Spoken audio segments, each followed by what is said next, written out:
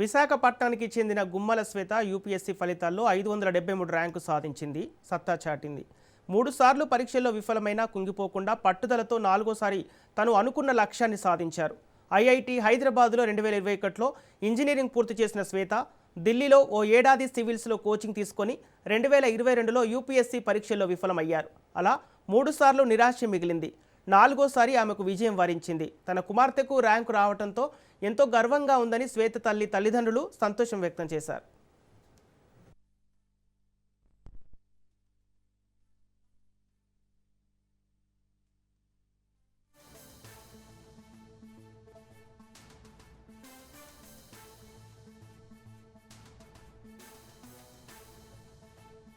నేను UPC civil services 2025 ఎగ్జామినేషన్లో all India rank 573 secure చేసుకున్నాను.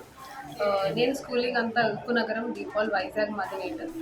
తర్వాత శ్రీ చైతన్యలో ఐటీ కోచింగ్ తీసుకొని ఐటీ హైదరాబాద్లో ఐ సెక్యూర్డ్ ర్యాంక్. అది బ్రాంచ్ మెటీరియల్ సైన్స్ బ్రాంచ్లో. అక్కడ కూడా మా టీచర్స్ చాలా హెల్ప్ చేశారు నాకు.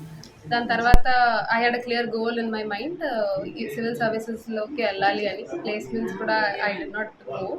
అండ్ తర్వాత ఫస్ట్ ఇయర్ నేను ఢిల్లీ వెళ్ళాను 2021లో. అప్పుడు ఆఫ్లైన్ కోచింగ్ తీసుకొని I prepared from there. But unfortunately last 3 అటెంప్ట్స్లో I could not see my list in that whole PDF. Finally year I could secure.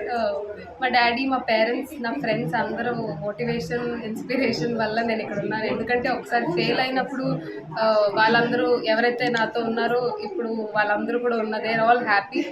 వాళ్ళు అంత హ్యాపీగా ఉండడానికి కారణం all the support I got. And